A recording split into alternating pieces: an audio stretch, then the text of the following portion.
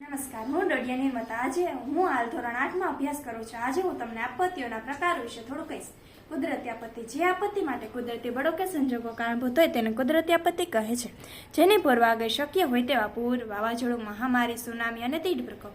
જેની પૂર્વાગ્રહ શક્ય ના હોય તેવા ભૂકંપ, જ્વાળામુખી, દાવાનળ અને ભૂસ્ખલન. દાવાનળ. જંગલો કે ઘાસફૂલમાં લાગેલી આગને દાવાનળ કહે છે. આ દાવાનળ માટે ઘણીવાર માનવ પ્રવૃત્તિ પણ અસરકારક છે. જેમ કે સળગતી બીડી કે સિગરેટને બુઝાવ્યા વગર ફેંકવું. પશુ ચરાવનારાઓએ કામચલાઉ બનાવેલ ચૂલા બુઝાવ્યા વગર જતું રહ્યું.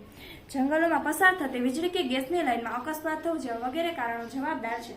ભૂસ્ખલન. ભૂસ્ખલન એટલે કે જમીનનું ધસી જવું. આ ભૂસ્ખલન માટે જવાબદાર બાબતો જોઈએ તો વાદળ ફાટવા, ભૂકંપ, પૂર જેવી કુદરતી આપત્તિઓ અસરરૂપે પર્વતીય ક્ષેત્રોમાં ખનિજ ખનનની પ્રવૃત્તિ, નિર્વનીકરણ જેવા વગેરે કારણો અસરકારક છે. તીડ પ્રકોપ. તીડ પ્રકોપ એટલે કે તીડ એક પ્રકારના કીટક છે. તીડની વિશ્વમાં અંદાજે 11,000 જેટલી પ્રજાતિઓ જોવા મળે છે. આ પ્રજાતિના તીડ ભારત, પાકિસ્તાન અને એશિયા ખંડના કેટલાક શુષ્ક દેશોમાં જોવા મળે છે. તે પોતાના વજન બરાબર ખાતા તે ખાઉધરા તીડ તરીકે પણ ઓળખાય છે. મહામારી.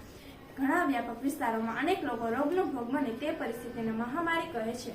નવા વિષાણુઓના સંક્રમણથી થતા રોગને સારવારમાં કારગર દવા નીવડતી નથી ત્યારે તે ટૂંક સમયમાં વિશ્વભરમાં ફેલાઈ જાય છે અને અનેક લોકોને ભરડામાં લઈ લે છે.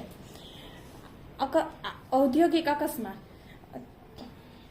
ઔદ્યોગિક એકમોમાં અકસ્માત ન થાય તે માટે ઘણીવાર સાવચેતી અને નિયમો બનાવવામાં આવે છે. આ છતાં માનવીય ભૂલ અને યંત્રોની સાર સંભાળના અભાવે ઔદ્યોગિક અકસ્માત થાય છે.